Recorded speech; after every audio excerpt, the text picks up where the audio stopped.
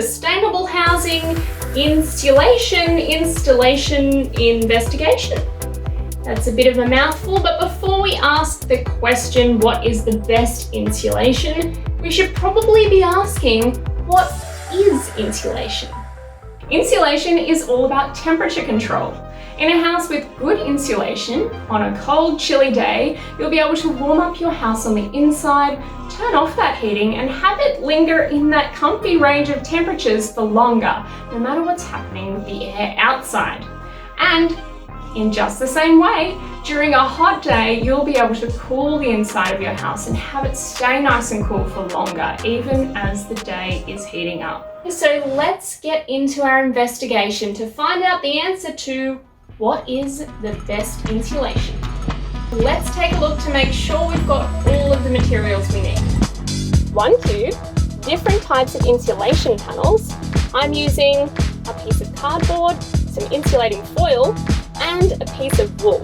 You'll also need a temperature sensor panel, a contact temperature sensor, cables, a data logger, a power supply, a lamp, that's our sun, and you'll need a template to place the lamp at the right distance from the cube.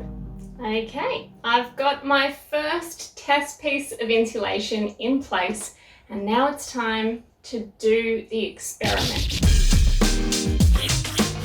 To run this investigation, I'm going to have the lamp on for 5 minutes, and note the temperature every 30 seconds on my tablet. Okay, so that is one type of insulation tested. The cardboard is done, but now I've got to switch this out for some other insulation and do that experiment all over again. But while I do that, why don't you check in on Corey and see what other stories he has to share.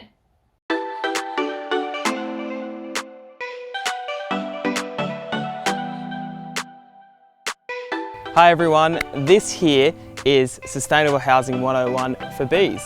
This here is a native beehive, and what the bees do is they suck up a little bit of mud and they all come and they build this really sustainable nest. And this hive is actually many of layers. It's all just mud and you can break it up in your hands like this.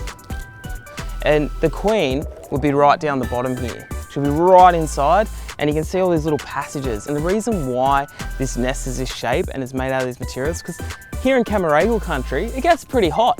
So you need to have a sustainable house, but also in winter it gets pretty cold. So it's insulated to keep it nice and cool in summer and warm in winter.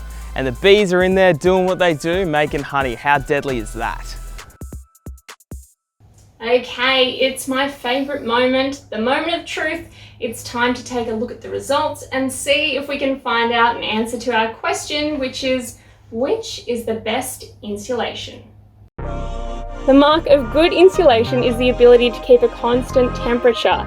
So we can see the winner of Best Insulation Award goes to this one, who only gained 0.2 degrees Celsius during the experiment and kept a constant temperature even after the heat was off. What did you think? Was that what you expected? Now, if you try this experiment yourself, chances are you might have some results that are different to mine. What could be different? Well, maybe your cardboard piece was thicker than mine or even thinner than mine, meaning that there's a difference in the amount of airspace in between the two layers. Cardboard can get pretty thick, even as thick as this, so you can imagine that would lead to a big difference in insulation. Now, another thing you might have found is that the piece of wool you're using, is it pure wool? Is it something that's mixed with something else, another type of fibre that might have less insulating properties? There's a lot of variation in different types of insulation, and so there is a lot of difference in what you might find in your own investigations.